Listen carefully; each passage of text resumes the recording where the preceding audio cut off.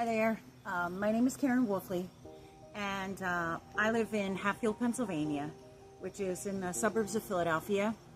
I decided that I wanted to make a video sharing my transverse myelitis experience. Today is the 7th year anniversary of my incident, and I'm one of the fortunate people who was able to walk again. A lot of people, probably 60% of people who have transverse myelitis are either never walk again or they wind up on a wheelchair or walker for the rest of their lives. I'm one of the lucky ones that doesn't need a device to be mobile. So I decided that if it could help anyone else out there, to share my story and encourage them in their journey and their process of rehabilitation. I thought, well, everybody else makes videos about their experiences, and everybody's experiences are unique. But if it could help anybody in any way, and I sincerely hope it does. This is what this is for. So, to talk about my incident. My incident happened again September. It started on the 7th, and I was paralyzed from the T6 down on the 8th, by the morning of the 8th. So the morning before is when sort of the process began. I had been having breakfast with my son, and had a pretty rigorous workout 2 nights before. I had been training for, I wanted to do a mutter run, but I also have been setting my sights on doing a half marathon. So I had been doing pretty rigorous training, doing CrossFit, weights. I was doing some UFC type level stuff. So it was really the fittest I've ever been in my life. So that morning when I had breakfast with my son before he went off to school, we were sitting there eating, and I remember getting a sensation like a Charlie horse in the center of my back between my shoulder blades. So much so that I thought, oh man, I did way too many push-ups in the class I had a day and a half before. And I thought, oh, let me get up, let me get on the floor, lay on a tennis ball, see if I can kind of work this like really bad muscle spasm out. And did that, laid on the floor, rolled around. It didn't really help. And then I noticed over the next 15-20 minutes maybe that I noticed my breathing was a little different. So like my breathing was not shallow, but I noticed that I was having a hard time like catching a breath. They felt like my breaths were short, and when I breathed too deep, it hurt. So again, I just thought maybe it was just this crazy Charlie horse kind of thing. So then what I did was I kind of kept an eye. I tried to hide the pain from my son because I didn't want him to worry, because I noticed it was kind of not going away. It was odd. I'd never felt this sensation before. So I got him in the car, drove him to school, told him have a great day, and then went home and laid down because I thought, well, this is kind of odd. I don't like this. This is really bad muscle spasm. So I have people that work for me.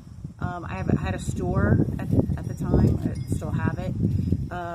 And I redo vintage furniture and also kitchen cabinets. So I had several ladies working for me. So I called my friend or text her and just said, you know, something weird's going on. I don't know what it is, but I think I'm just going to lay low today and just kind of stay home. And just kind of describing some of my symptoms to my friend, and she's like, you know, I wonder if you're having a gallbladder attack. And because the pain, it wasn't horrible, but it was definitely uncomfortable, really uncomfortable, enough to call out of work, which I never do. So the pain, I could feel the muscle spasm in the back and radiating, wrapping around it now to the front. And she kept saying, well, this sounds like gallbladder. And I thought, you know what? You might be right, because I'm the right age. I was 46, and I was the right genetics. My mother had her gallbladder out. So, and my diet was not the greatest. I mean, I love coffee, I love greasy food, so it was like perfect, you know, it's perfect for that. So, I took a couple Advil, just kind of laid low, and then by the afternoon, things had kind of subsided a little bit, and I thought, well, I don't have any food in the house. I gotta go eat. I need to eat something. There's just nothing here. I hadn't gone food shopping, and so I get in my car, and I thought, well, yeah, I'm a little stiff, but I'll be all right. And drove to our local fruit market, produce market, and I went to get out of the car, and a pain hit me so bad I thought I was having a heart attack, or it was like somebody stabbed me in the chest. And it started on this side, a really acute pain where somebody felt like somebody stabbed me and then moved the knife like this across, like a ripping or a tearing, and it knocked me to my knees right there in the parking lot next to my car. I was able to kind of catch my breath. It took me a little bit, but I crawled back up into my truck, and I wasn't far from home. I was maybe 2 miles from home.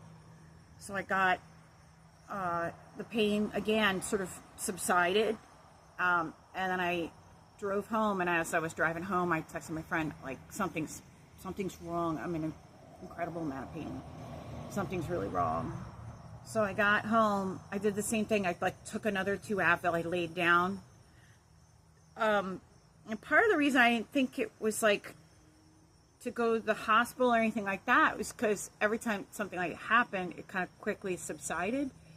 And I was just kind of puzzled. Again, I was sort of in the mindset, this is a gallbladder attack. And the thing with the gallbladder is you gotta, I was Googling and reading up on it, that sometimes if you reposition, this stone will roll back from the, from where it's blocking. And the pain will kind of come and go. So again, I was sort of in that mindset, this is gallbladder. So after I took the Advil, the pain kind of subsided a little bit. And my daughter, who was working for me, she stopped in, and it was just, she was checking on me because she knew I wasn't at work that day. And she said to me, are you okay? And as we were talking, the pain started amping up. And again, you don't want to, as a mom, you don't want to scare your kids. You don't want them to see you in pain. So I kind of didn't say anything. But the burning started really bad. And I knew I got to go to the hospital. So I waited for her to leave a minute or two later. And the pain was so bad, I was punching the mattress. I was just kind of elbowing it and being like, oh, this is bad. And at the same time, my boyfriend had called and said, do you need to go to the hospital? And I said, yes, I need to go now. So I was really nervous because at the time I didn't have health insurance. So I was a little apprehensive, but I knew something was really wrong. So first he took me to, we went to urgent care because I thought, well, if it's gallbladder, maybe they can quick look at me or whatever. And because I never expected it to be a big, really huge deal. And they wouldn't see me because they said, well, if you're having a gallbladder attack, you got to go to the emergency room. So we went right from there to the emergency room. And I noticed when I did get out of the car and try to walk into urgent care and then walk in the ER, I noticed my right leg, it's slightly giving out on me. And I noticed my legs starting to feel cold, just chilly. And I thought this must be from the pain. You know, when you get pain, intense pain, sometimes you get like, you feel like all the blood's gone to the center of your body and you feel like chilly. I just kind of like, it was subconsciously noted that something, I don't know, it's weird what's happening about that. But I was so preoccupied with what was going on in my chest and in my shoulder blades that I kind of didn't think about it at all. I just assumed it was, sort of secondary sort of symptoms from the pain, intense pain. So when we got in the emergency room, by then the pain had quieted down, and they triaged me, and they told me I had like a low-grade fever. It was like 99.3, something like that, 99.5 maybe, which I thought was really odd because I didn't feel like feverish at all. And then they took my blood pressure, and that was elevated, and they said, well, you know, are you having pain? I said, well, not now, but I had pain that knocked me to my knees. So they got me a room, and of course the waiting game forever in an emergency room, and waited. Told them I thought it was my gallbladder, so they did eventually take me over for ultrasound of my gallbladder, my spleen, and my kidneys. And to my surprise, it came back clear. They said there's nothing there, your organs are healthy. So I was like, well, what the heck was that? Because it's not a heart attack. I don't know what the heck this is. So by this time, it was maybe 8 o'clock, 9 o'clock at night. I hadn't told my parents, who lived right up the street, what was going on. I didn't want to worry them. My boyfriend had, again, was kind of there with me, and was a big support, but we were just kind of scratching our heads. What the heck is, what's happening? And then I remember saying, I gotta get up, go to the bathroom. So I went to walk down the hallway, and I noticed my right leg giving out a little more. And then tried to use the commode, and it was like, boom, my leg just kind of gave. So I get myself back. I kind of use the rail to walk along the hallway back to the room, and I think I was telling the nurse, why are my legs giving out? And she was like, well, you're the right age for, you know, pinched nerve, bulging disc, you know, which I did have back issues. So she was like, it could be that. And I said, but they're going numb. And they were doing this like mapping look on my, like blotchy, where I had white and red blotches all over my legs, which I had never seen before. And they were just really icy cold. And so I was telling her, you know, it's not a disc. Something's between the pain and this is something. And I was really getting mad because I feel like emergency room medical personnel, I mean, they're pushed their limits. So I have a lot of grace, but there are times when, you know, sometimes you feel a little dismissed, or, well, it's just this, or it's just that. And you're like, but, you know, I'd been healthy all my life. I'd never been in a hospital, more than just a little, maybe a emergency visit. So I'd never been admitted to a hospital, never took any medication my whole life, 46 years old when this was happening, and never had issues my whole life. So I knew something was catastrophically going wrong. And so I was kind of starting to get short with her, and I said, my legs aren't right. Something's wrong. And I think a doctor overheard me say that, and she came in and she said, what's happening with you? I said, I'm losing my legs. Like, something's wrong. They're going cold, and they're giving out. And she just said, get her in a CAT scan right now. So they whisked me away real fast and actually did a brain scan because they thought I was having a stroke. And I kept saying, I'm not having a stroke. I worked in a nursing home in my 20s, my arms are waving, there's no drooping in my face, I'm cognitively fine. This is not a stroke. So we did all that. By that time, I called my parents. This was probably almost 10 or 11 o'clock at night. And I said, something's going on. They're getting me in a CAT scan. I don't know what's going on. I think they're full of it. And this is all just a bunch of silliness. Like at the same time, I was worried. I was also minimizing what was happening. Like, oh, this will be fine. Something weird's just happening. They'll give me some medicine and they'll send me home. Luckily for me, my son, after school, he went with his father. His father and I were divorced, so he went with his father that night. It was a Wednesday night, so he had his son overnight. So thank God my son wasn't with me when all this was happening. He was 8 years old, and it's usually just him and me, in our house, and it definitely would have been concerning for him. He had never seen me ever sick. He'd only seen me doing push-ups and lifting furniture and being strong. So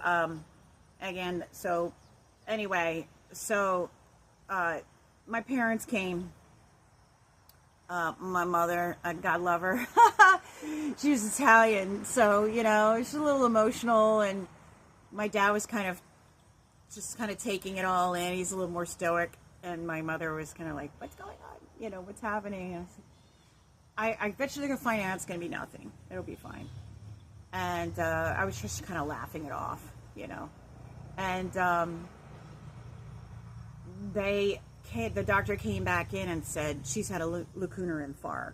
And I remember mother just whipping the curtain back. She had been sitting sort of behind the curtain, and she said, what? She had a brain stroke? Because my mother knew what that meant. And I just kept looking at the doctor. I'm like, this is not a stroke. It's not a stroke. Like, I'm fine. Here, watch me wave my hands. And they said, no, we're admitting you. And I was like, what? You're going to be kidding me.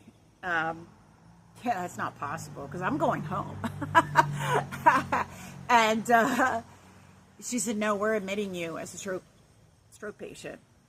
We think we saw something on this brain scan, and we saw like a white cloud or something like that. And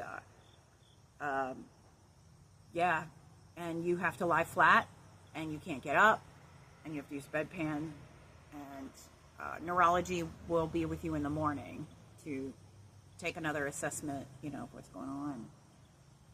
So I was kind of stuck in sort of this disbelief of what was happening, me being fit and strong, and it was kind of all surreal. So they took me up, and they wouldn't let me sit up to go to the bathroom.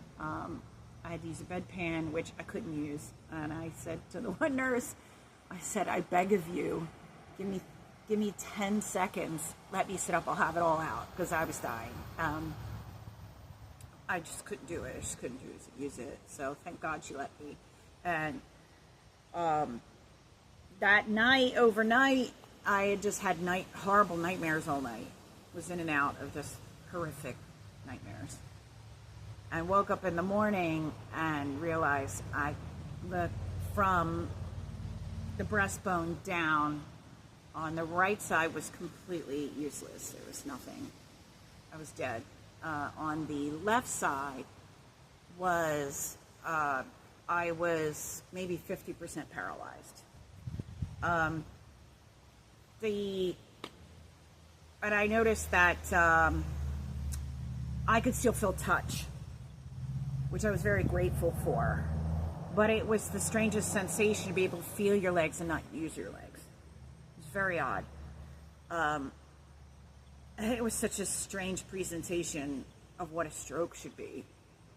So by 10 o'clock the next morning, the neurologist, a wonderful doctor, I believe he might have been on rotation from either Jefferson Hospital in Philadelphia or University of Penn, I can't remember.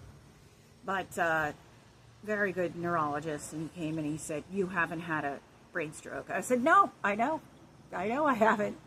And he said, "This is bilateral." I said, yeah, it is. Messed up from the chest down. And he said, we're going to do MRIs, we're going to run some scans on you, and we're also going to put you now on high-level steroids. So what happened was, I was there at that hospital for about 5-6 days, and they put me on 1,000 milligrams of steroids a day to see if they could sort of jumpstart my system, jumpstart my legs, because there was just really not much there in terms of motility. Thankfully, because I had 50% use of the one leg, I was able to stand with a walker and pivot, and I could feel my dead leg. I had the sensation of putting my toe down. So I was able to sort of shuffle. But again, I had absolutely no use down to the toes, nothing. But I was able to balance myself out to use a walker, although I wasn't really supposed to. I think eventually what they did was, within 24 hours, I was banned from using a walker and just had to have be in a wheelchair. They didn't, and of course I could not go to the bathroom by myself. I couldn't get out of the bed by myself, at any point in time for a long time. So what they, so they gave me the high-level steroids. I felt like I was being fried from the inside out. It was kind of a lot to take. By then, my family kind of heard what was happening. My mom was pretty distressed, and my boyfriend was distressed, and my daughter. And my son, I finally, I had checked in the night before with my ex-husband and said, something's going on. They're admitting me. We're not sure what's going on. So, but, don't tell him anything yet. If you can pick him up from school, then maybe we'll have a talk with him. So anyway, the first 5 days in the hospital, by day 2 or 3, I started to experience tremendous pain. I had my hips would lock up real bad, on my right side, when I would try to get up or off the commode. So at one point I had to have 3 people get me off the toilet and put me in bed, and vice versa. When I had to use the bathroom, they had to kind of lift me out.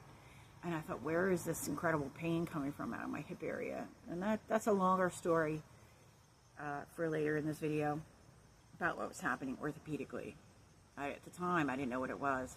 It was definitely some orthopedic stuff we're starting. Anyway, so by day 3, the steroids had really kicked in, and I was zipping around the room. I kept saying, just give me the walker, I'll walk, let me try and walk. So it was great. Like I was starting to get a little bit of use, it wasn't as bad to get up and get around. Then they transferred me to their sister main hospital. This was sort of satellite hospital to a main one called Abington Hospital. And I was sent up to acute rehab there. And there I would be for a few weeks. So by the time, so they transferred me, and the next morning I went to try. I woke up and my legs didn't work again. So that was it. I was back to square one. So whatever hope I had to just kind of keep walking, it was gone. So they started me on rehab, and I only rehabbed like every other day, which is like, well, this is kind of weird, because if you're a person who works out a lot, you're just used to be like, pushing yourself, and you just get one more rep in, and that's the way you build your body, and that's the way you get fit. Well, what I was starting to realize and understand it was being explained to me, and then I was doing my own research while I was laying in bed, was that neurology works in a completely different way. It's actually the opposite, where you do a little bit and then you pull back, and you have to have rest days. So as frustrating as it was for me to have like 2 therapy sessions in a day, the next day, like nothing. I'm literally just laying around staring. I'm an incredibly active person, just all day going, and just kind of lay there and stare at the 4 walls was incredibly difficult for me, and really kind of hard to wrap my head around that. I just had to just lay there. And so they started me on this regimen. They had me in occupational therapy, and they also had me in just like just literally just starting to try and move my dead leg, using the hip, and they're trying to do these like silly little toe taps where you have to like put your toes on a star on the floor. And I thought, okay, like a week ago, I was just like, I was lifting all this, like kicking butt in a UFC class, and it was kind of, again, really surreal. So, and I kept asking, well, what's the prognosis? And they said, well, we don't know. My whole life, I had never understood, why would I know anything about the neurologic field and how neurology works. It was all new to me. So I was like a kindergartner, maybe even preschooler, just trying to get the fundamentals of how neurology works, and starting to educate myself a little bit. And so I had been a runner. I said, can I run? Am I going to run again? What's going on? This is, pretty rough. And again, no answers.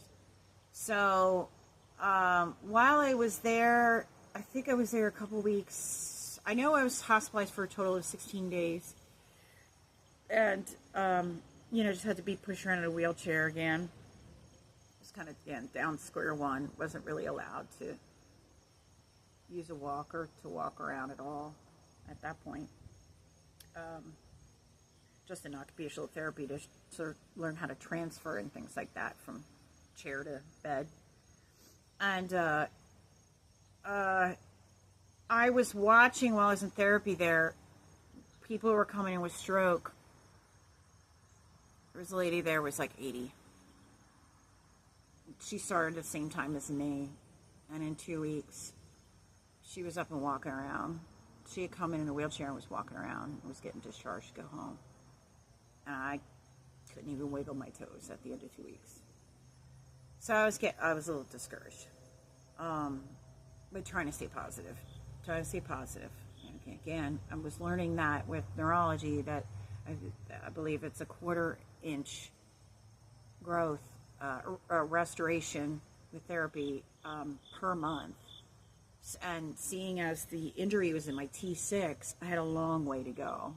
I'm a tall woman, so it was going to be a long road. And there wasn't much light at the end of the tunnel. It was just like a pinhole of light. It was tiny. But I kept focusing on that pinhole that was way off in the distance, and I kept saying to myself, being in this wheelchair is bull crap. I'm cleaning that up. This is bull, and I don't like this situation at all. This sucks, and I want my old body back, and this is not acceptable. So that was my motivation, that I don't accept this.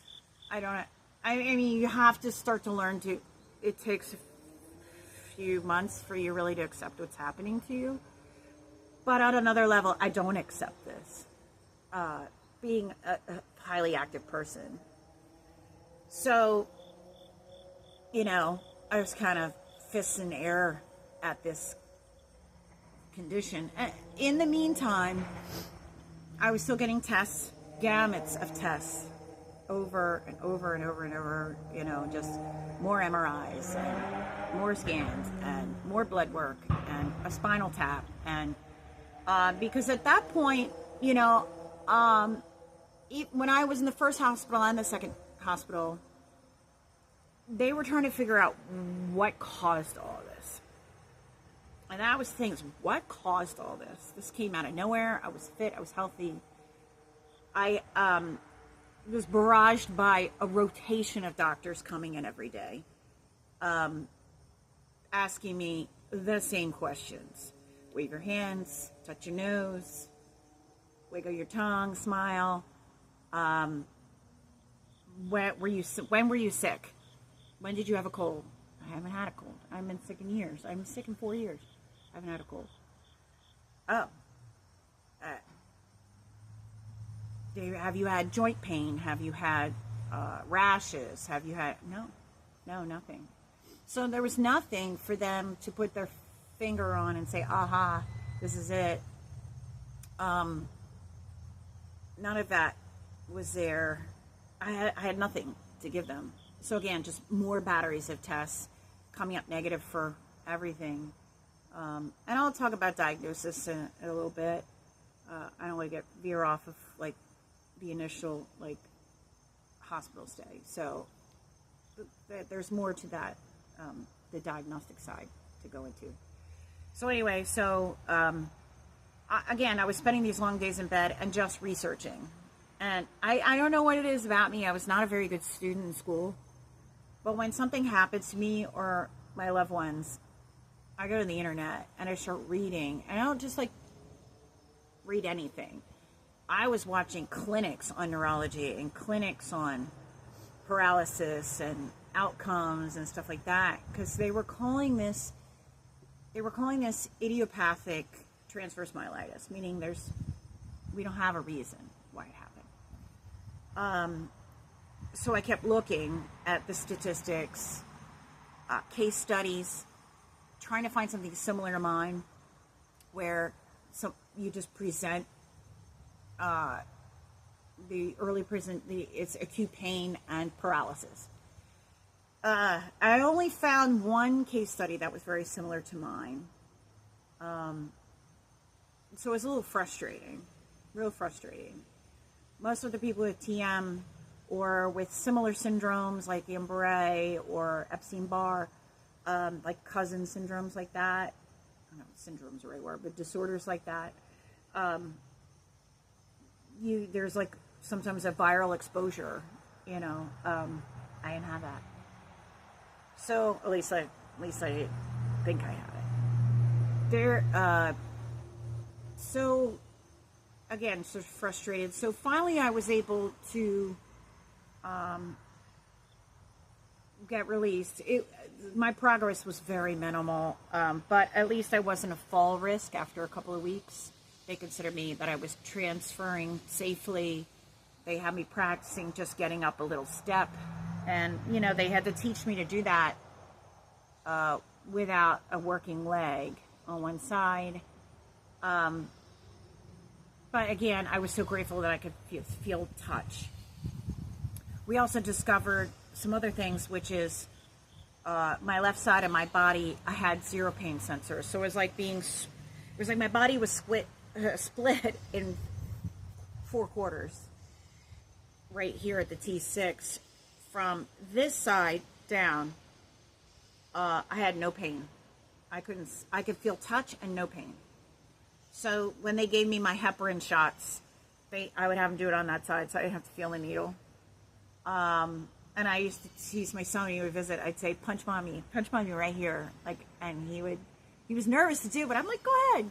Like, I can't feel it. And I'm already bruised up from all the hep shots anyway. So, you know, it was weird. So that side sensation was dull. So no pain. And I also could not feel any temperature. The right side of my body was hypersensitive. I had touch, but a little too much touch. It was, if somebody tried to rub my leg, like my boyfriend come and he would try to soothe me by like rubbing my legs, and I'd say, you have to stop. It feels like it feels like you're just scratching my skin off.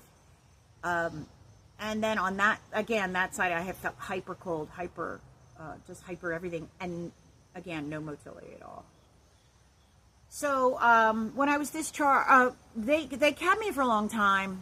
And I know that the stress on my son at this point was staying with my parents, who were in late 60s, early 70s. And I know the stress was getting to my son. I had gotten a call from the school that he had a breakdown, emotional breakdown. And I told the doctors, this was like on a Tuesday, and I said, you're discharging me on Friday. And they wanted me to stay. I said, no. I'm go home. I'm not a fall risk. I'll be fine. I'll go home to my parents, because my house had stairs where had the bedroom and the bathroom were upstairs. Well, my parents was the Cape Cod. So, no, there's one step to get in the house. So, they agreed I said, I gotta go home. I gotta go home. My kid needs me. And my stepdaughter also was having a real hard time, I think, with coping with all this. So, anyway, so I went home to my parents, and there's nothing more humbling than having your parents wait on you hand and foot.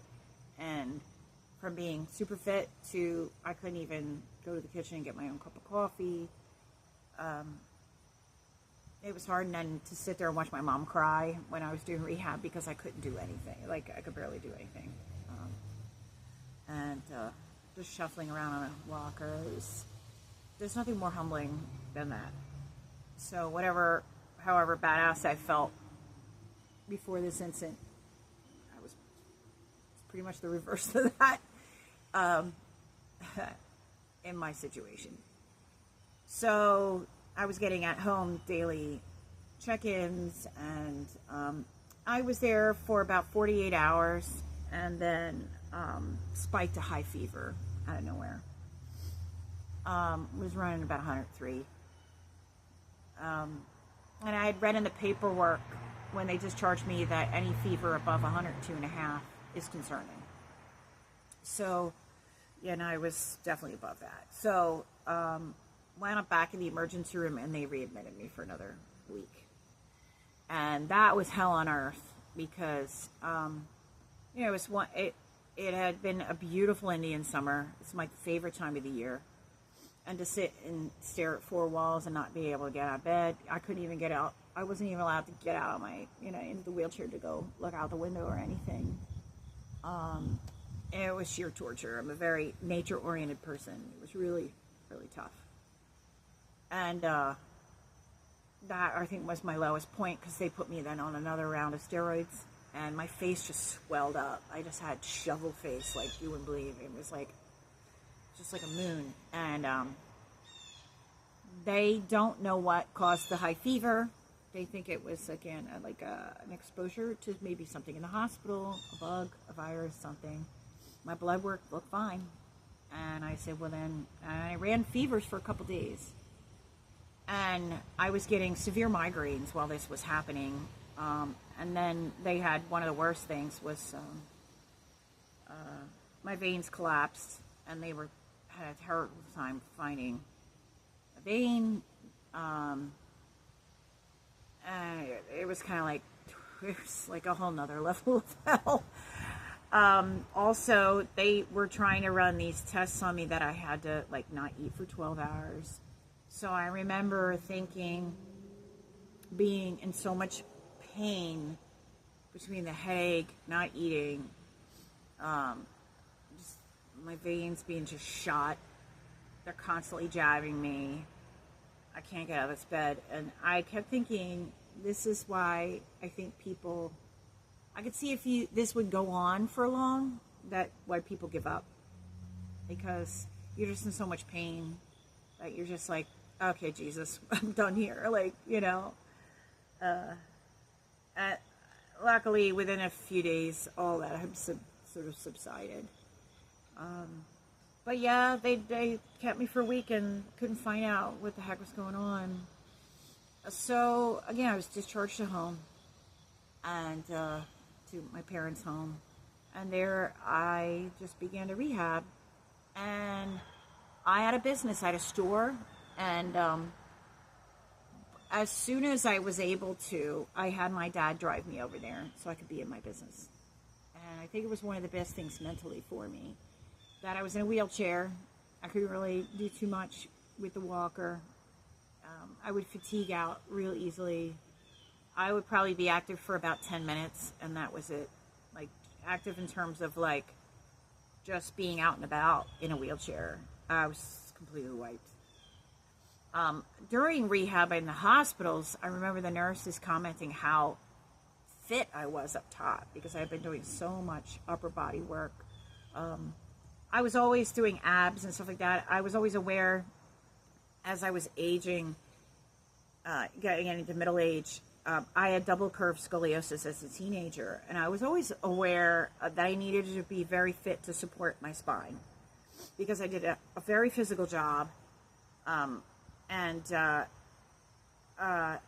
did a lot of ab work just to keep everything in place and keep my spine from shrinking and the curve advancing, because when I had my son, I shrunk a whole inch because of the double curve.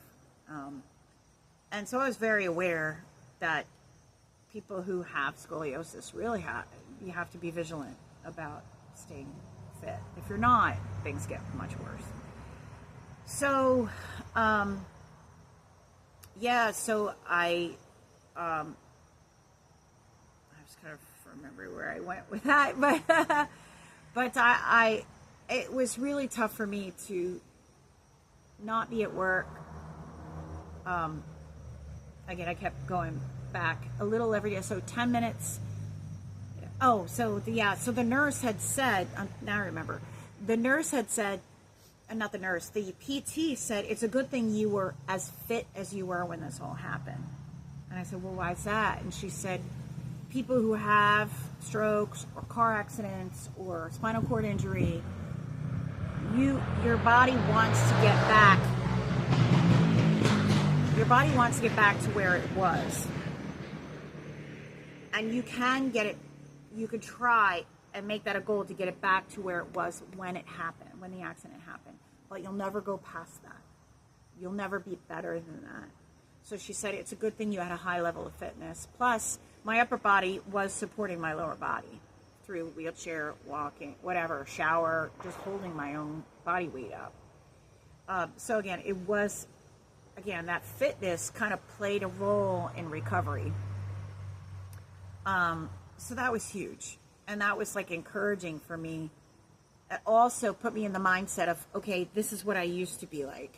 And at least I can get back to that.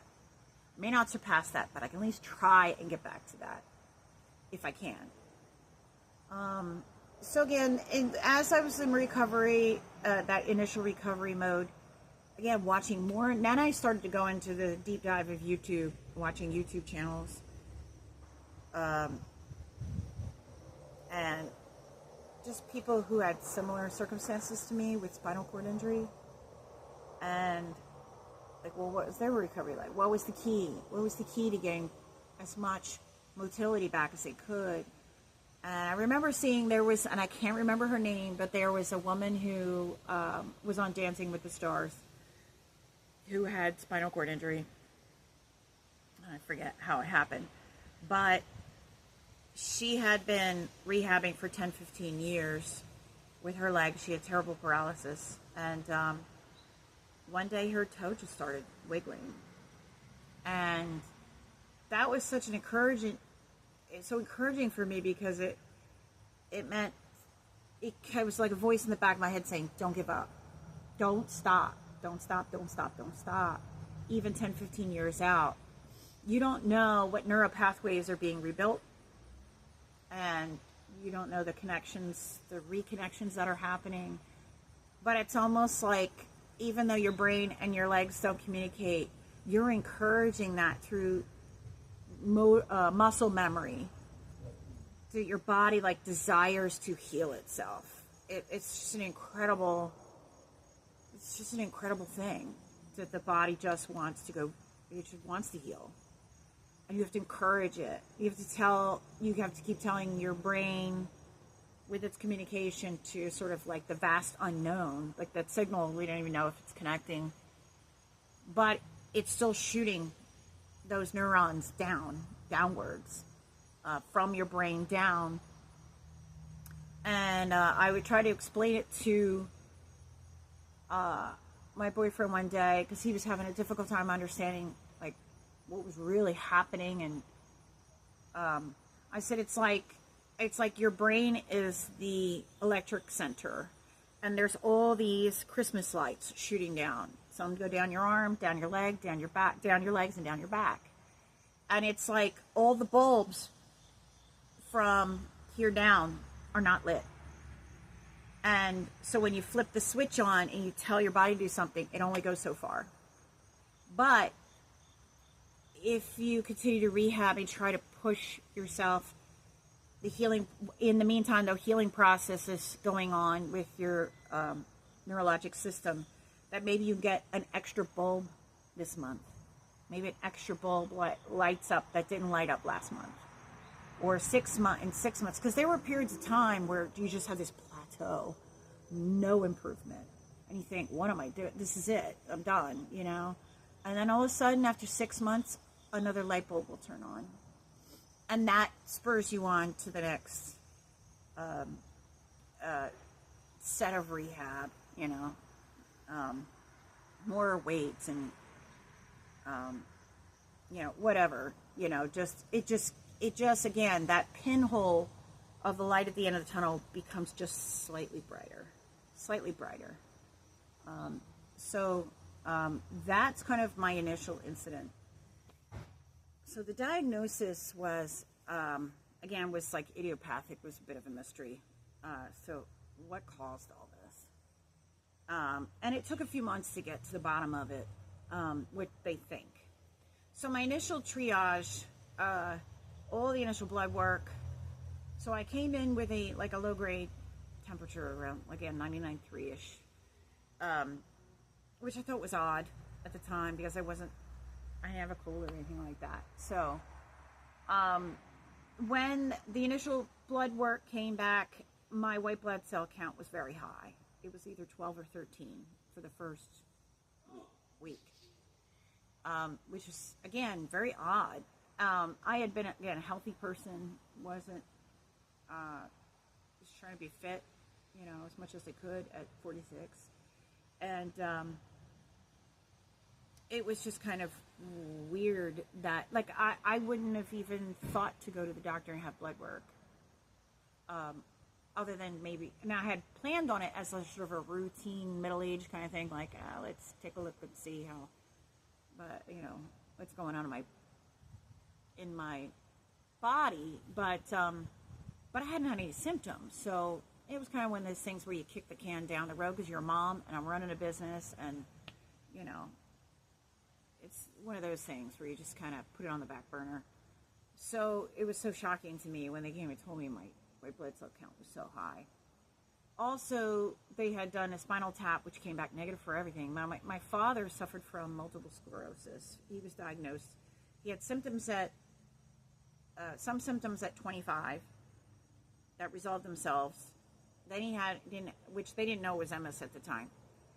He woke up one day and was blind, and then it just went away in a short period of time. Then when he was 40, he woke up one day, was having, I think it was like numbness or something like that. His gait was off, and he could see double when he looked in one direction. Everything went split double, and it took 2 years to diagnose him finally with MS.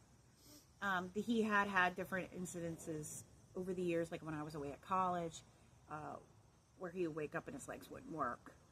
So that was one of the first things that we took a look at, and that was ruled out. They all the testing confirmed it was not multiple sclerosis, which I think really that weighed heavily on my father's mind, and I think he was relieved at that. So the only other thing, so there was the slight low grade fever, the high white blood cell count, and then there was a positive ANA test, which is like a lupus marker.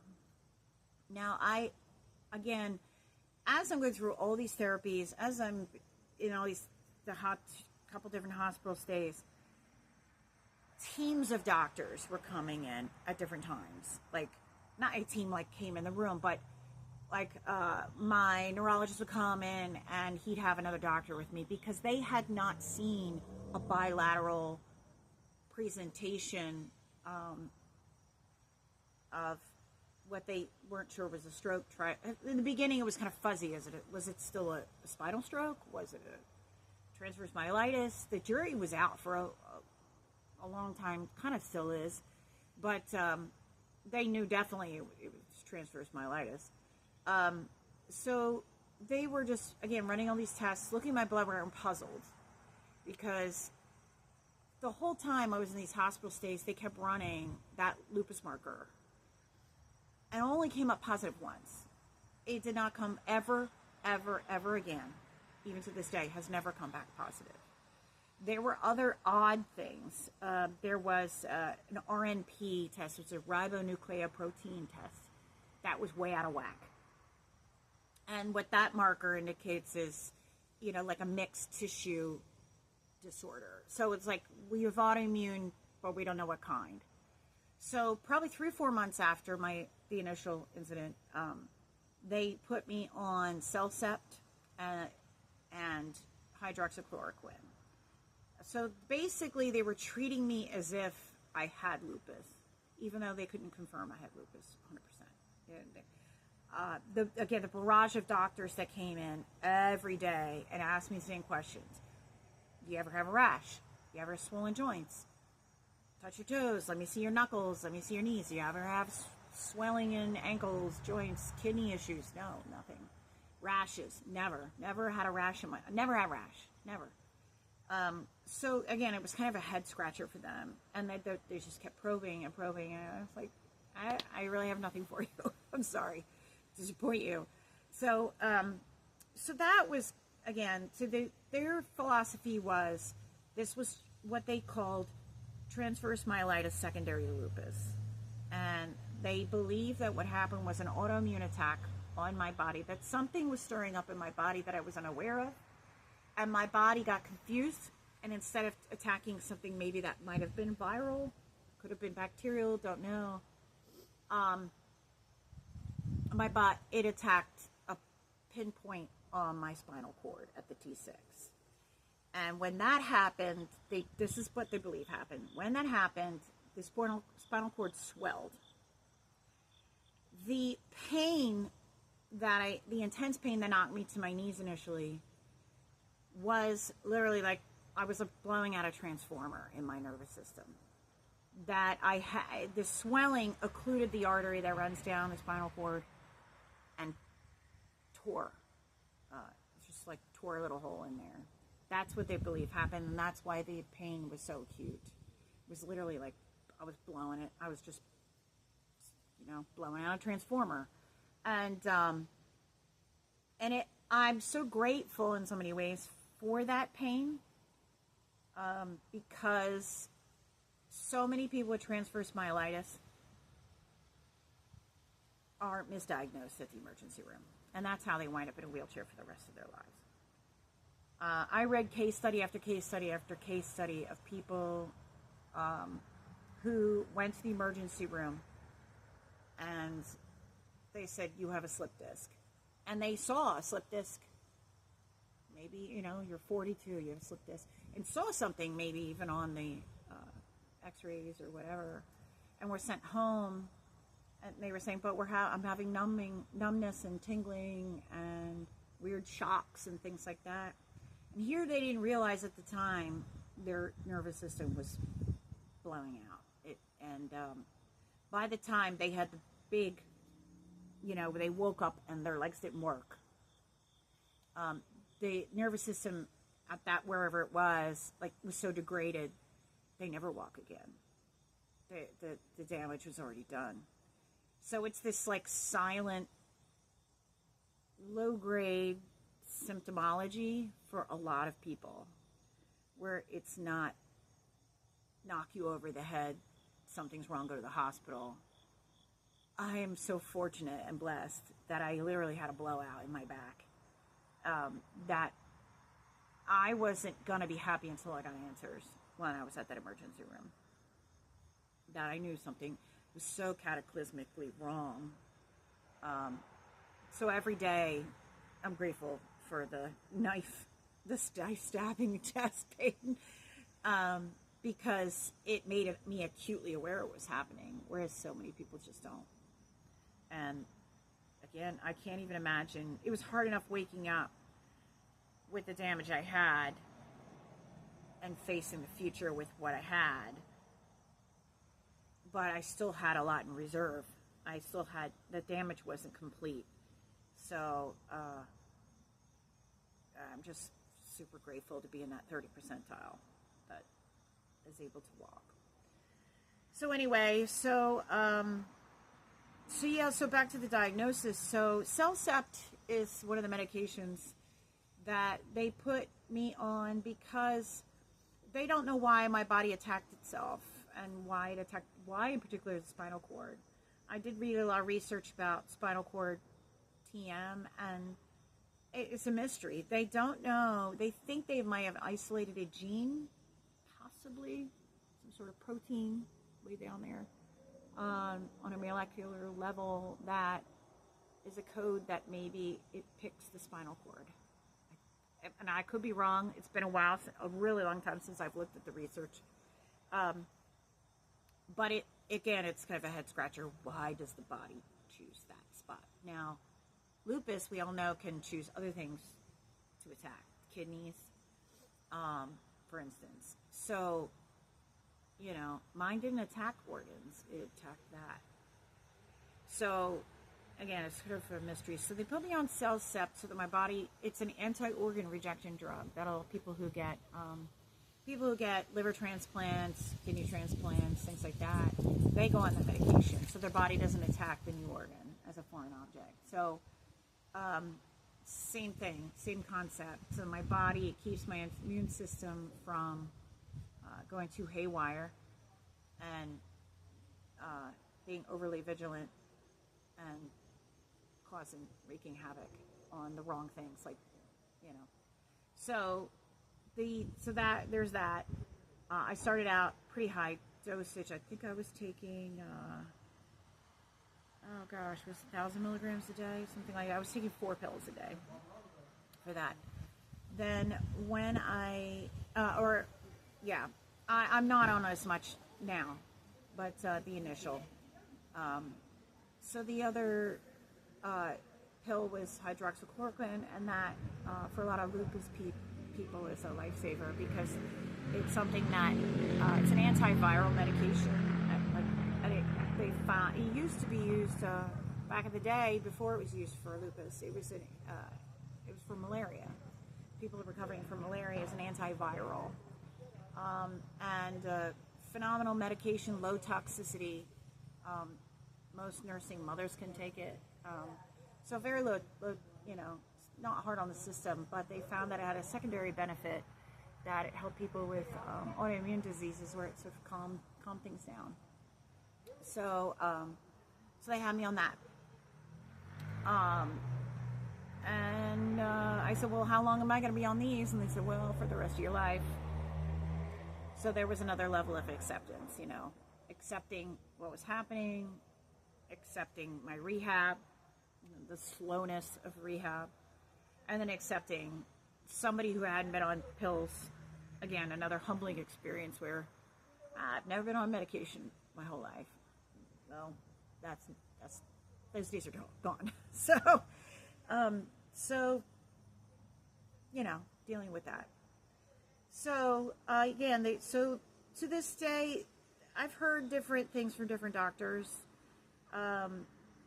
My initial doctors were in agreement between rheumatology and neurology that I had transverse myelitis, but that it caused a spinal stroke. And I've had other doctors say, I don't think that's it, but I know for a fact that when they put me on those high-level steroids, I got like a slight benefit, and then when it ran out, none at all. So my feeling is, again, and then that coupled with the amount of pain that I had at the initial incident, I do believe that's what happened, because I still have symptoms to this day like a stroke patient. I still to this day have drop foot, and I have neuropathy every day, which would be common, I would suppose, with transverse myelitis too, but it makes me feel like I lean towards that. But none of that really matters. None of that matters. At the end of the day, it's just a diagnosis to help them. You know, when you go in, the doctor looks at it and says, oh, this happened to this lady. So that's it. So that's kind of where my diagnosis is. Again, I've never had another positive ANA test. My more recent blood work, I get blood work every 6 months. I've never had another incident of an elevated white blood cell count. My RMP eventually came back into range after a few years. They're still sort of elevated, but they're on the high end of the range, I believe. My last blood work was really good, and the doctor said, my wonderful rheumatologist said, this is the best blood work you've had in 7 years. So that's been heartening, that things in my system are calming down. So CellCept we've lowered over time. Now I'm on half of what I started with, because I'm nervous about CellCept, because you suppress the immune system, you have a higher likelihood of cancer. And cancer really isn't in my family, but you know, I got a kid at home. You know, like, I just want to make sure I'm doing the best thing for still raising my son. And cancer is just, I've been through enough. I don't need that, you know, so I don't need that pile that we play is the next thing. So, yeah, I'm feeling pretty good about where I'm at with my meds. So I wanted to talk a little bit about my rehabilitation. It's 7 years now, and I'm still rehabbing. I suppose I'll be rehabbing for, you know, probably another good 5 to 7 years. When, you know, they tell you when you're first in the hospital, at least they told me, that, you know, after 5 to 7 years, what you have is what you have, you know. And I disagree with that. Yes, I know that there's things that I'm always, like, I get it, like, I'm always going to have neuropathy. I don't think that's never going to stop. But it's a lot less neuropathy when I started. And nerve pain, a lot less than when I started. Even more recently turned a corner with some of that, where it's not as bad as it used to be. So, you know, I think they tell you things and they give you some general fuzzy time frames, but to me, there's no time frame. I mean, I've watched people on YouTube who were paraplegics, and they're still rehabbing, because you just never know. And now, I mean, some things are definitely devastating, and conclusively, you know, where there's, I don't want to say there's no hope, but there's devastation there physically. But the nervous system's, it's still a mystery. It's like outer space. It's that they don't know what they don't know. Still, it's a mystery. I mean, there's a reason why when I get a new doctor, or when I was in the hospital, I was it was a little bit of a circus in that I was sort of the freak show a little bit, because they had never seen, the first hospital, the nurses would come in, they're like, we just want to talk to you. I'd say, well, why's that? And they said, we've never seen someone like you before. We've never seen bilateral paralysis. Some have never heard of a spinal infarct. So it was such a mystery there were doctors who had never seen a case of transverse myelitis, because they're saying, well, you're 1 in 1.5 million. And so out here in the suburbs, it's not you're not just not seeing cases like that. And I did have a sort of a revolving doctors in the beginning. I had great rheumatologists, but they kept leaving the practice that I was going to, and then I got frustrated. Then I had different neurologists, landed on one that I loved and had him for about 2 years, and then he left to go work at the VA. And then he was the one that did the most in-depth research with me. Like I knew, I kept teasing, I kept saying, you only get excited to see me at my appointment because you're trying to get in JAMA with an article about my case. And he was determined to get to the bottom of why I had what I had. He had a suspicion that I had some sort of microscopic clotting disease, and turned out to be I didn't. So tests were done on that, and they were negative. So so the hardest thing was finding doctors who'd seen someone like me, because oftentimes I would go in and I'd tell them my story and their jaws would drop. I'm not kidding. They'd be like, you had a TM and a spinal infarct, but yet you're walking into my office. Like, they were expecting to see somebody, I suppose, that was paralyzed for life. So yes, it was interesting, the revolving doctor thing. And then I finally decided to go to University of Penn, which is a great decision because they've seen more people like me. And I suppose over the next decade, they're going to see a lot more like me because of COVID. I'm kind of, as an aside, wouldn't be shocked if there was this sort of the autoimmune tidal wave that's coming because of COVID, but that's a separate issue. Anyway, so back to my rehab. So my rehab started with just simple stuff, and it just took, I felt like the first 2 years were a blur, and it was just difficult to just wait until more healing arrived. Like I said, 7 years later, I'm still in rehab. So the initial rehab is you're dealing with the acute symptoms. It's like being in the fire and you're just trying to get the fire out. The most critical things being the fact that I couldn't walk and I had to relearn to walk.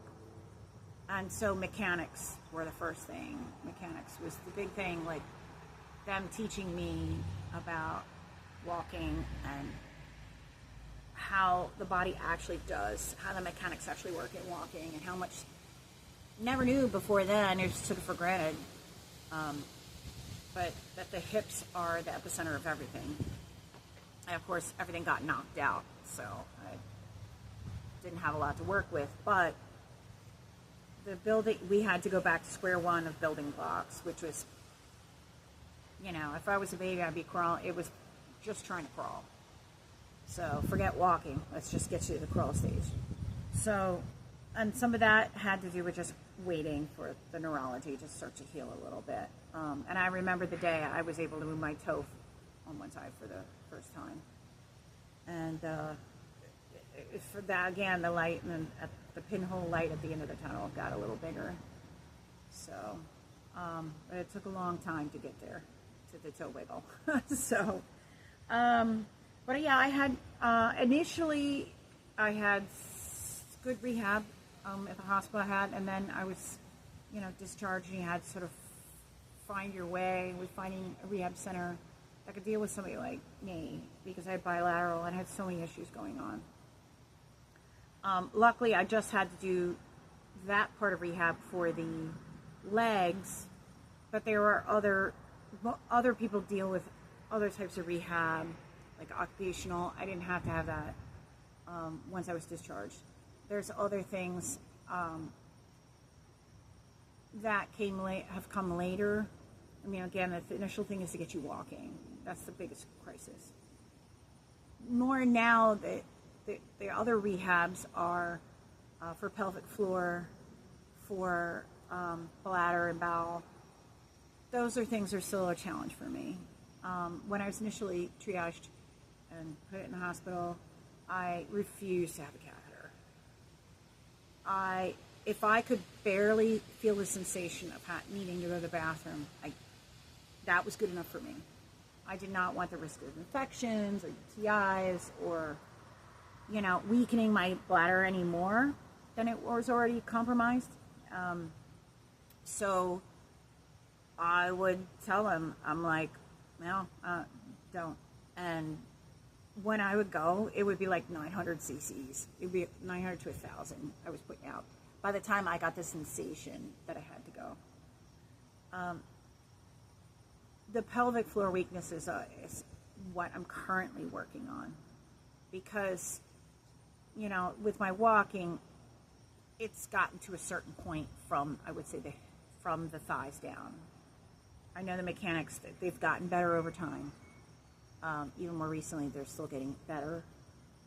But because I had lost everything on one side, I still am dealing with weakness from that side, which causes weakness in my gait, especially on the right side. My left side, not an issue. It's fully restored. I have no delays. But the right side is very delayed. And I'm a huge fall risk still on bad days. So I'm still working on strengthening the right hip and pelvic floor. And my abs, I still can't do a lot of ab work. I always say the neurology just burns out too quickly. Like I can get maybe 10 crunches and that's it. And there's just nothing left in the tank. And again, with neurology, you can't just do one more rep. You have to, you do some reps and then you rest. And if you don't, you're fried the next day. If you try to push too hard, you're done. Like next day, you got nothing there. It's nothing in the tank. So you have to really be careful how hard you push. So I am currently back to work full time. Took a long time to get there too. I went back to work right away as part of my rehab. Whether I was sitting in a wheelchair, I was just scooching myself around. And again, in the beginning, I could only get like 10 minutes of work in. And then it just, over days and weeks, I just kept showing up at work. Luckily, I had employees that kind of ran things for a while. And I still had clients who were waiting for work to be done. And we eventually got around to doing that.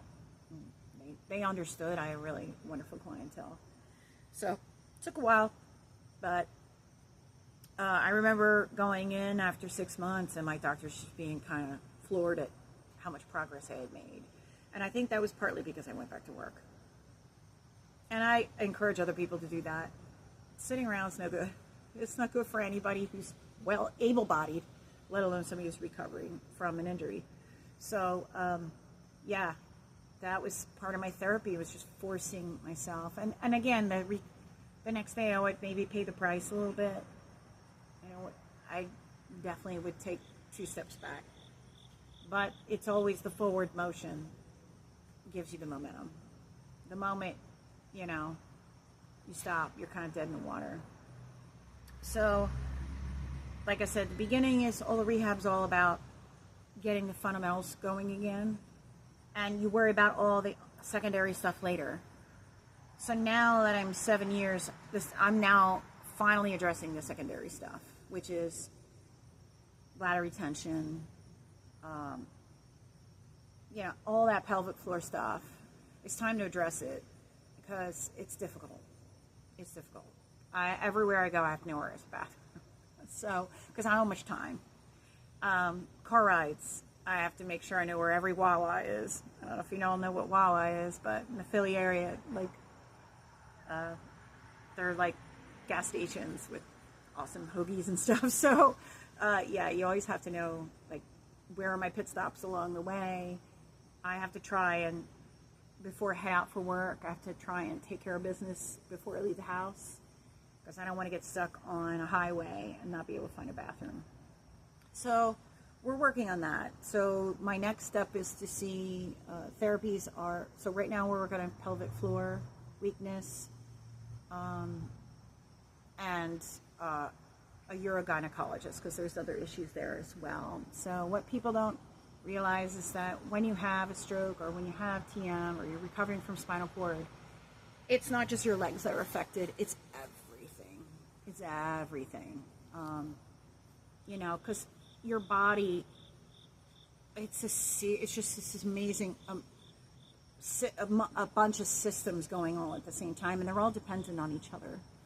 So when one goes wrong, it throws everything else off. And that kind of leads into the issue of pain. Pain's another area where, you know, you can see why people who are recovering from terrible things, pain is an equalizer. You know, it makes you understand other people's pain, because when you have a stroke or you have a recovery process, pain is your new co-pilot, unfortunately.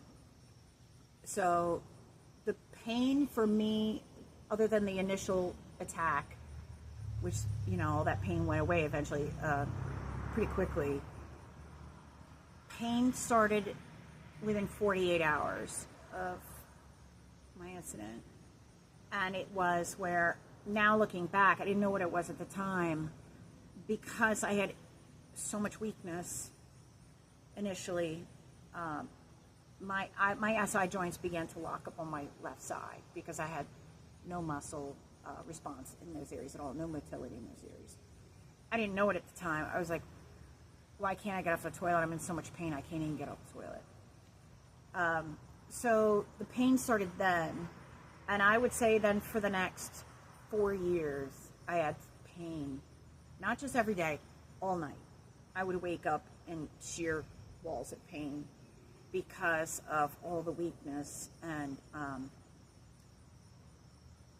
between the nerve pain and then the orthopedic pain. So the nerve pain over time has gotten better, but what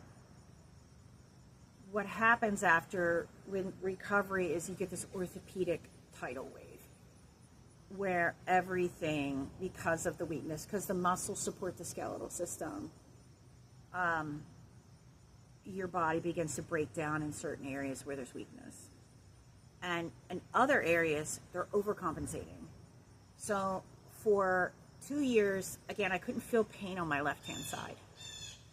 Because I couldn't feel pain, I didn't realize how much pain I was in. But my brain wasn't acknowledging that I was in pain because those sensors were knocked out. So I remember 2 years in, I woke up one day and my knee was humongous on my good side. And I was like, well, what the heck is this? Oh, I got another problem. So I went to 2 different doctors. They kept saying, you're riddled with arthritis in that knee. I'm like, now I'd had orthoscopic on that knee in my 20s, but it didn't really, you know, it took care of, I had a meniscal tear and it took care of business. And I was a big runner. I loved running, even though they probably told me I shouldn't run because they were like, well, you have early stage arthritis, but I ran because I loved it. But what happened was, because the right side of my body was knocked out, my left side had been fully weight bearing and carrying the right side of my body for a couple of years. I didn't realize that the joint was getting ground down, and by the time I was really I started on the round, they were draining my knee like once a month, which was excruciating. Doing gel shots, they were like, we don't even know how you're walking, it's bone on bone. The joint looked like where it was hitting together, it looked like the surface of the moon. Just like it was all craters and all kinds of, it was nasty. But what so they basically told me, you need a knee replacement, which I was floored. I was so shocked. 48 years old, like, what? Are you kidding? So that was another crisis to kind of overcome, because every night, so sort of some of that pain that I was talking about, there's this thing with transverse myelitis and spinal cord injury people, is that they have what's called spasticity. So what happens is spasticity didn't show itself for the first year. And then all of a sudden at night, I would have contractions, and they're incredibly painful, where you feel like you have, almost like, is it muscular dystrophy maybe? Like where everything is in a constant contracted state.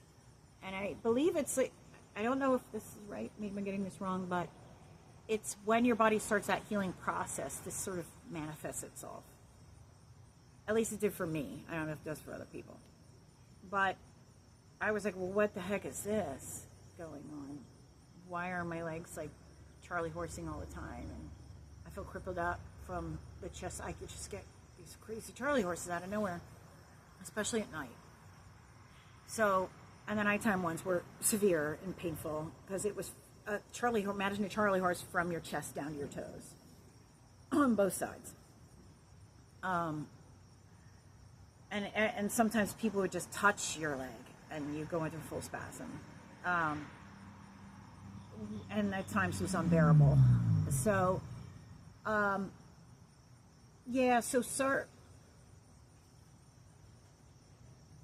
that was sort of another hurdle that I didn't expect. And then the surgery, I was concerned about the knee replacement, because I had noticed that any kind of injury from the chest down, or if it was that time of the month or anything like any kind of inflammation, the spasms would be really bad. So I was very concerned about getting a knee replacement because of that. Because I knew, okay, my body's going to swell after the surgery. I have to come off my meds for the surgery. So they tried to up a med called baclofen, take it to the ceiling. I was on gabapentin for pain, nerve pain, for the surgery. Within 24 hours of the surgery, I was having Charlie horses so bad, I thought I was going to bust all my sutures. And blood, I would wake up from a spasm and blood would just be running down my leg. And I don't remember the first few months after my knee replacement, because it was like starting over. So because of the inflammation, because of the healing process that needed to take place with my knee replacement, my brain, the signals from my brain to my legs stopped working. So it was like starting all over again. It took 4 months to get the right med cocktail to get me standing up straight. I could walk. It took me a while. Like I would get up out of a chair and I couldn't stand up straight. My body was just in such a state of contraction. So at a restaurant, it was embarrassing, because I would get out of a chair and I would just have to stand. I'd pretend to be playing on my phone or something, and then just wait for my body to release so I could stand up straight. That was for a long time after that surgery. And then, of course, when I had the surgery, 2 weeks later, when I was rehabbing, we went into lockdown for COVID. So I didn't get rehab properly. So I was not only contracted, really in rough shape. Sometimes the pain was so bad I just couldn't speak, and I would just sit there and cry. And my mom was super distressed, because I had to go back home again for the surgery, after the surgery, to recover. And I wound up being there. I was supposed to be 2 weeks. I was there 4 months. So it was pretty awful. That was another, felt like a setback and a low point. So pain has been, like I said, my co-pilot for a while. I'm still rehabbing my knee replacement, because I wasn't able to rehab it properly between the COVID lockdown and the spasticity. Like I couldn't do the rehab because I couldn't get my body to unlock. I have a lot of scar tissue in my knee. But 7 years now, 4 years out from my knee replacement, I believe, it's much better than what it was. I still have issues, a lot of issues with it. But the mechanism itself is fine. It's just that I lost, so when I initially had my stroke, my left side became my strong side. And my right side, that I had no use, shriveled up. When I had the surgery, it flipped. So then my right side, which is the weak side, became, I had to support my body weight while my left side with the knee replacement recovered. And that was excruciating too, because I was already dealing with weak muscle systems on my right. And to ask it to do so much was, by the end of a day, I was in agony. But, you know, you just kind of keep putting one day in front of another. And once we got the right med combination to try to get me upright again, which gabapentin was key in that, it got better. I felt so relieved just to be able to get out of a chair and stand up. That felt like a miracle, because I had had the surgery in February. By the time I was really standing straight, I think it was almost June. So it was a long time. It was a long road. But again, same thing. Go back to work. Try not to think about it. Keep yourself preoccupied. Just keep going. Take a lot of Advil. Just keep hammering the Advil. And take the gabapentin. You know, I always took the lowest dose I could tolerate. Luckily, I don't have addiction issues, so I never really liked any of the heavy-duty painkiller stuff. That never agreed with me anyway, and I don't have addictive tendencies, so I was able to take just kind of the NSAIDs and the gabapentin to try to balance things out. And trust me, we went through a gamut of medications, horrible medications, but we were trying to find the right cocktail. So from that point on, again, the pain over time has gotten better, but then I had another setback, which was the issue of the double curve scoliosis really reared its head. I again shrank because of the loss of the abdominal core supporting my spine. I shrank quite a bit again. So I used to be 5'9.5", now I'm 5'8". So actually, maybe even smaller than that. I think I'm still shrinking. But it's kind of distressing. When you're a tall person, you gotta shrink up because it's not fun. But anyway, so I started getting bulging discs because here I was back to work and trying to do all this work without the muscle strength, without the muscle core.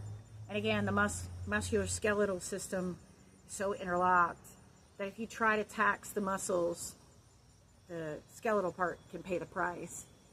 Again, my muscles on one side were compensating, and I wound up with a knee replacement.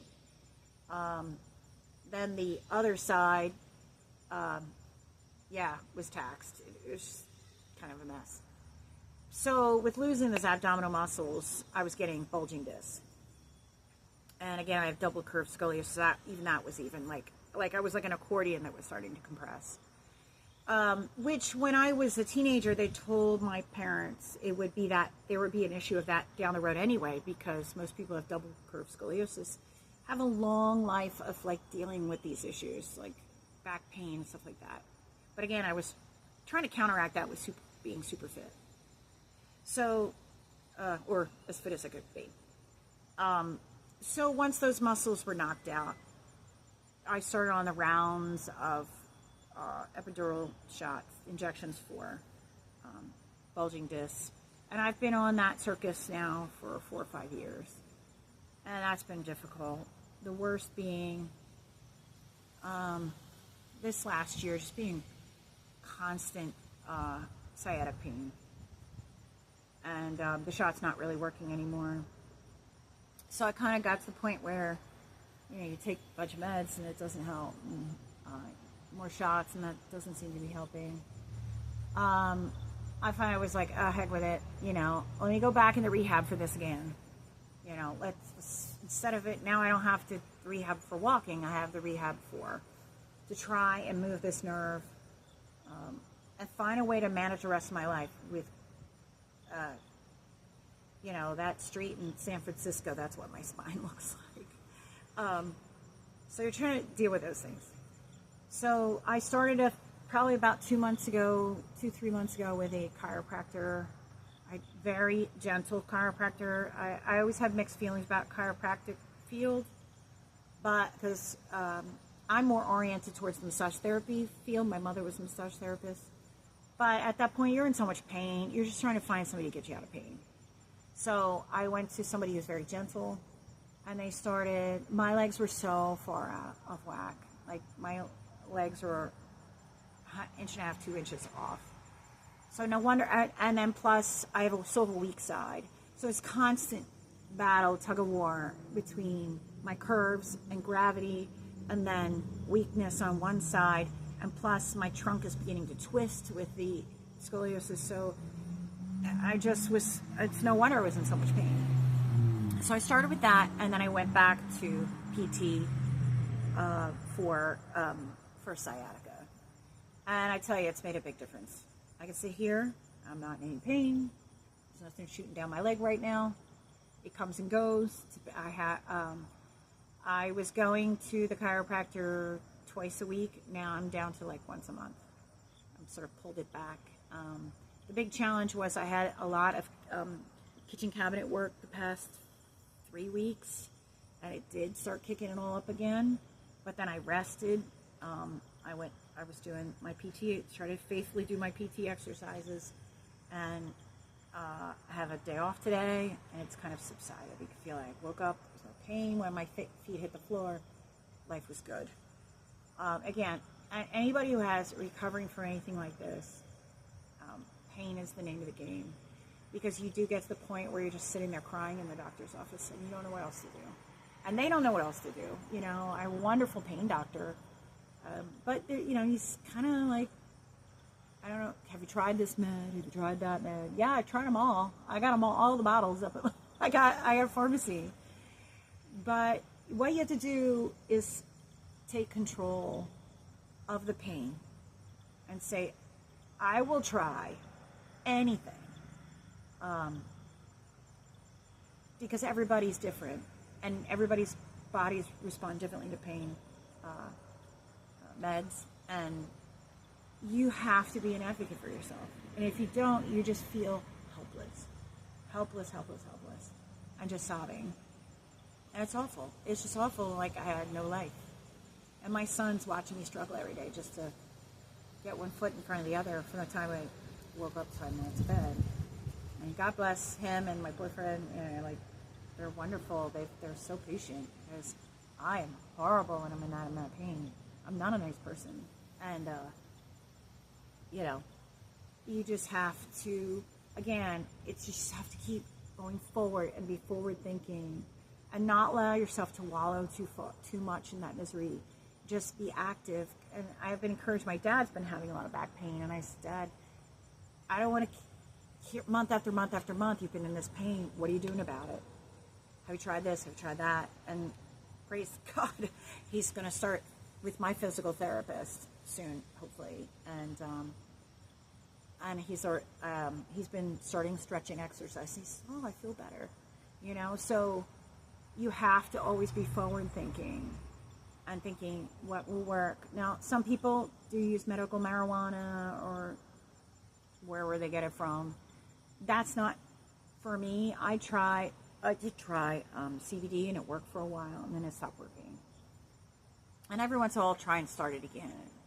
I don't get benefit. I just get heartburn. That's it. But if that works for you, it works for you. And then stay on that course, because life's for the living, and to sit there in pain is horrible. And I can see why people it messes with your head. And you can see why people off themselves. Like, I followed other transverse myelitis pages on Facebook and stuff like that, and I've seen suicides, and I'm like, that's so awful. That's just so awful. But I understand. You just want it to be over. You just want it to end. And when there's no end in sight, it's really hard. And again, I'm one of the lucky ones that's still recovering. There are people who get such terrible nerve pain, and their condition is stagnant. It's just, they're not going to get better, and I can see why it's so troubling, you know. But anyway, so that's kind of the deal with pain. Every day's an adventure with it. And you just got to learn to, like, it's like you're dancing with somebody who, it's just a dance, you know? Today, we're dancing and we're having a good time. Tomorrow, I could wake up and my dance partner is digging its nails into me and trying to push me to the ground or something, you know? It's just this wrestling. Good days, bad days. No 2 days are ever the same. But, you know, I'm hoping that this lull in the pain right now, this where I'm at, what's working for me, stays well, because my son and I, we love going to, like, we went to Disney and we went to Universal Studios, and we want to go back down to Florida, and we want to do a couple more parks. We want to do the new Universal thing they're building and stuff like that. And I can't do this if I'm not well. And it's a drag on him to see pain, this look of pain across my face when I'm trying to walk across. I couldn't even walk from the parking lot to the grocery store without the pain just searing. So, you know, you have to do what you have to do to get out of pain. I don't recommend things, though, that that will cause you problems. Alcohol is not a good way to resolve pain. I had to learn that.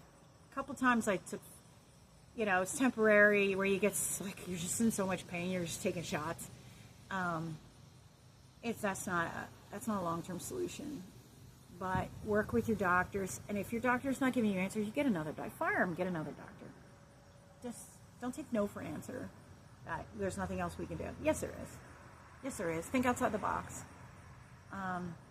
And go to holistic people. Go wherever, you know. I'm probably going to start acupuncture, and I'm looking forward to it because I want to see if I can get even better.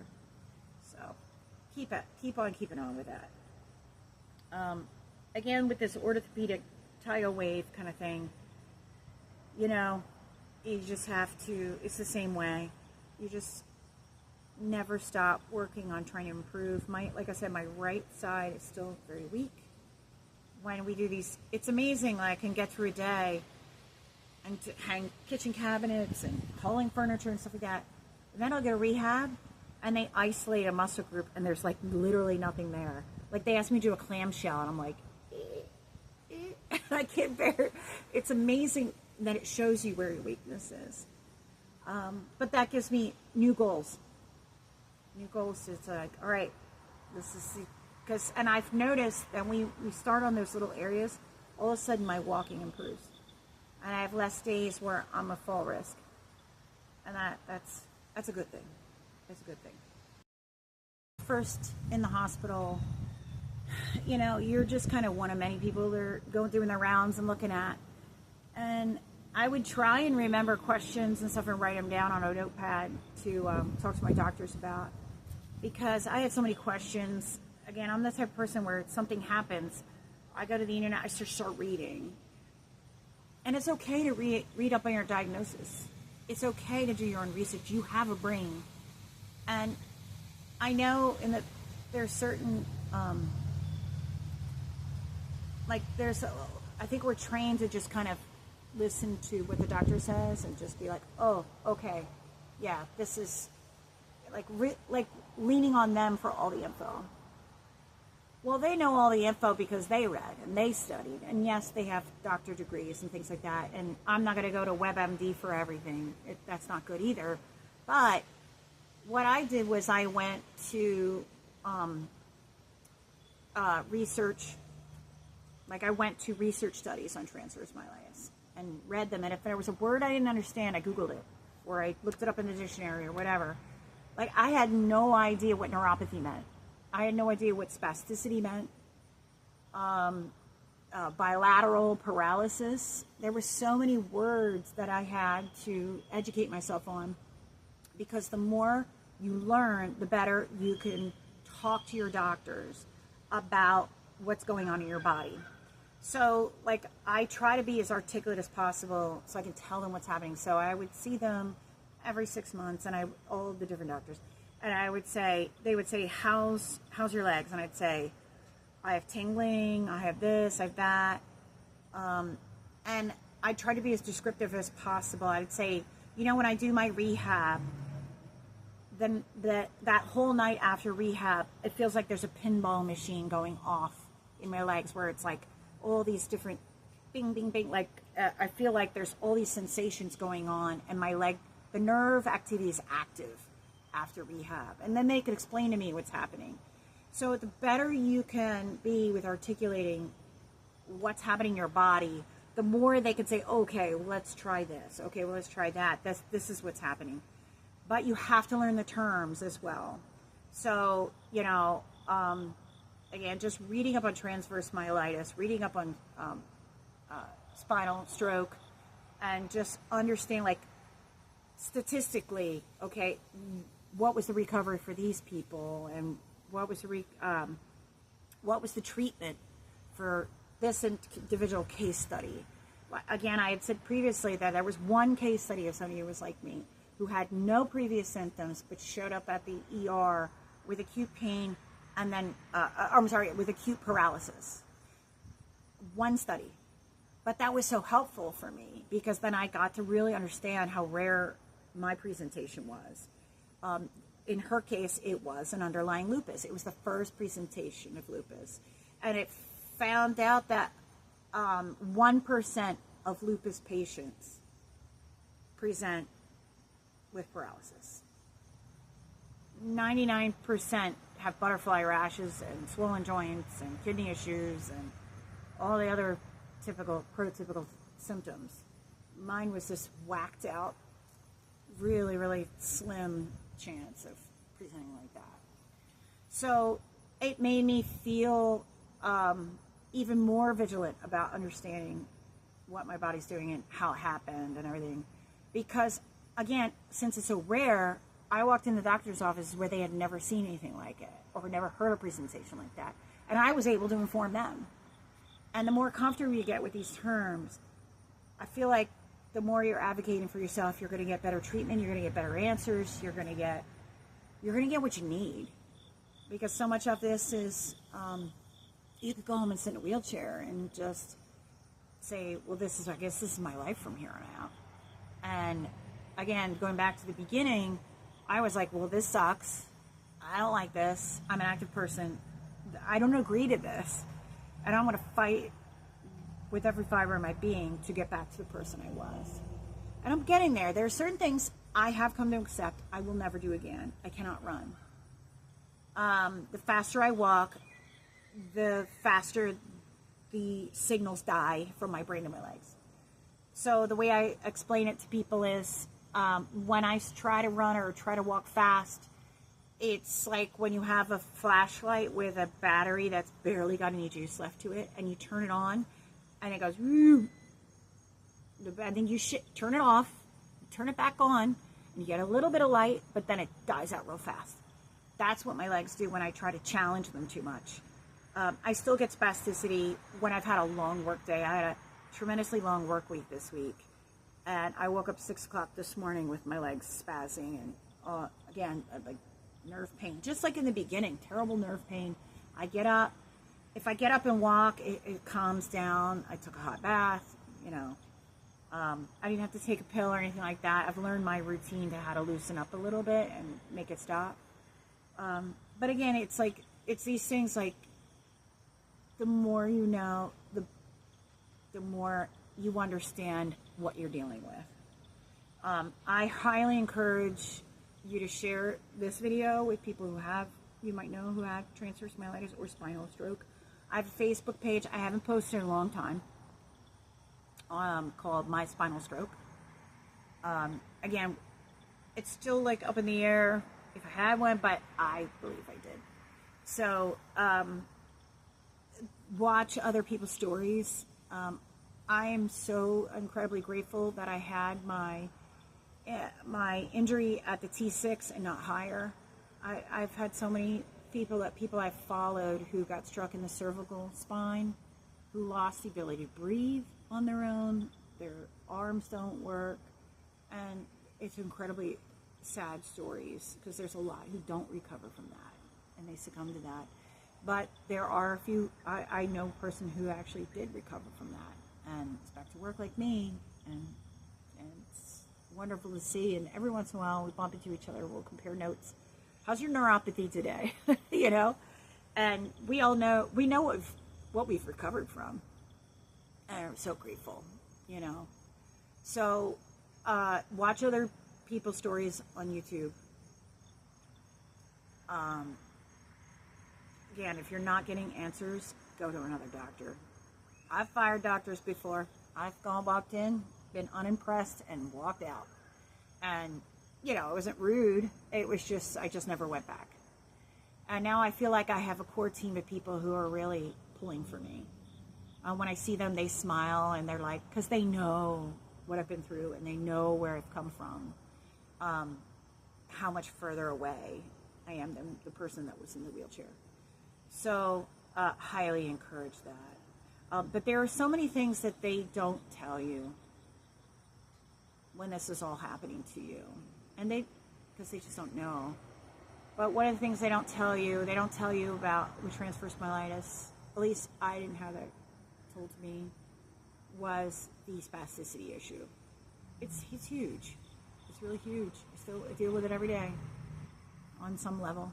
It's rare I have a day that I don't have a Charlie horse or spasm, or, you know, I have to pry my toes open, like to get my shoe on. That contraction. They never told me about that when I was in there. They also didn't tell me about the bladder and bowel stuff, you know.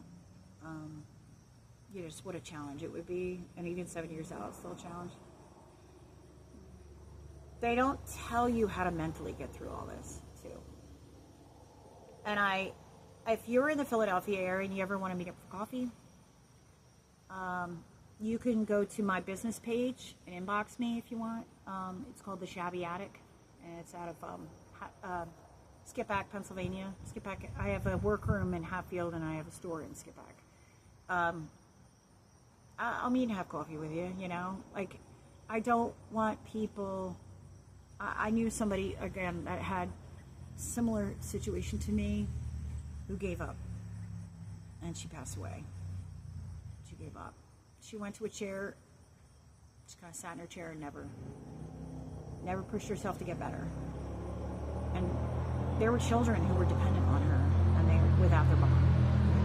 And I wished so much I could have made it better for her, but a lot of it was up here. Yes, it was physical, but so much of the battle is in your mind.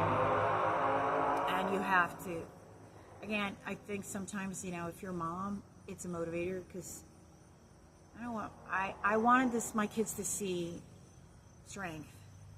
They've seen me at my worst. They've seen me crying. They've seen me, I've thrown stuff across the room. Not at them, at the situation. Just kind of hit the wall with stuff.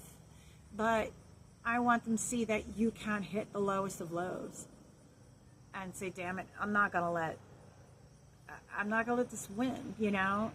Again, there's some level of acceptance for the things you're never gonna get back, but that's all right. I remember I'm walking. Something's not great. I'm walking.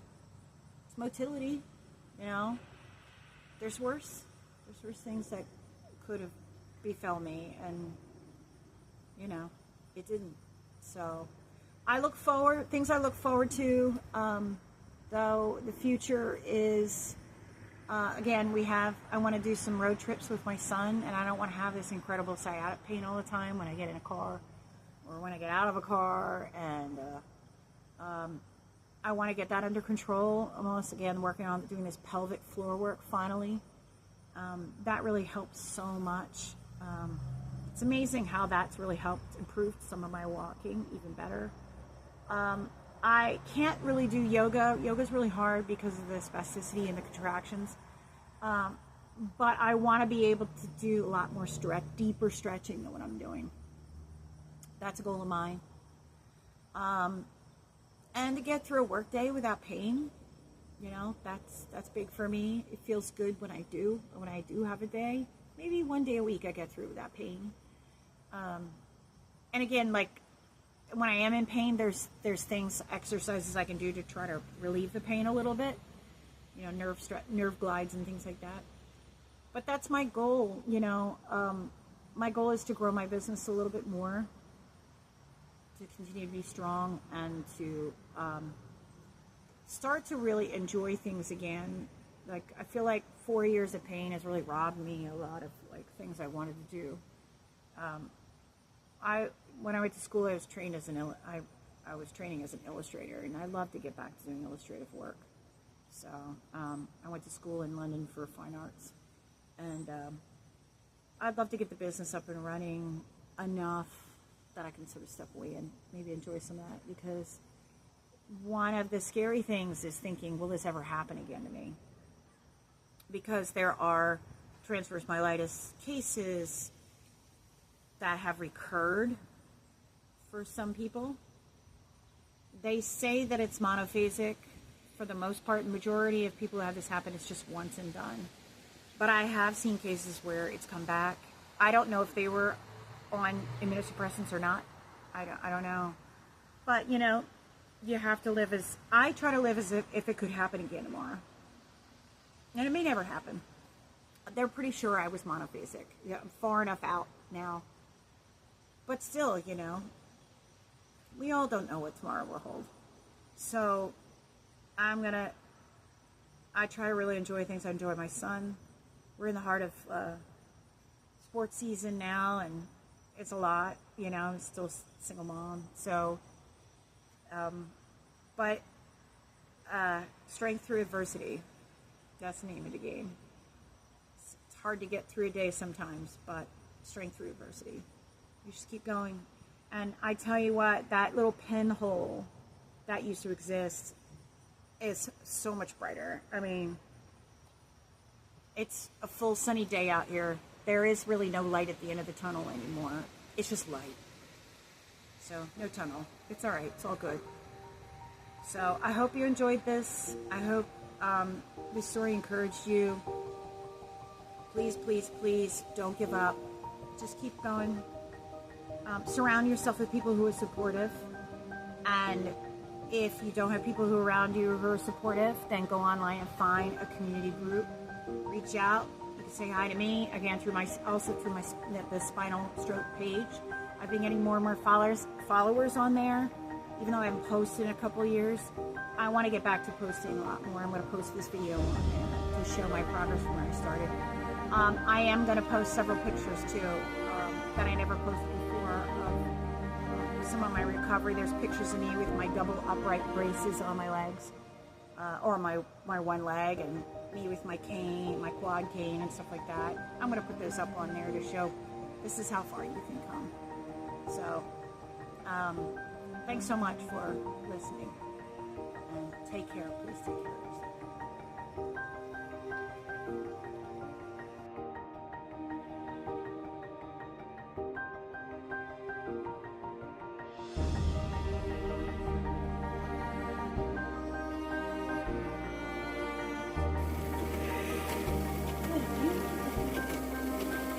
I feel like I'm in a paddle boat with my arms.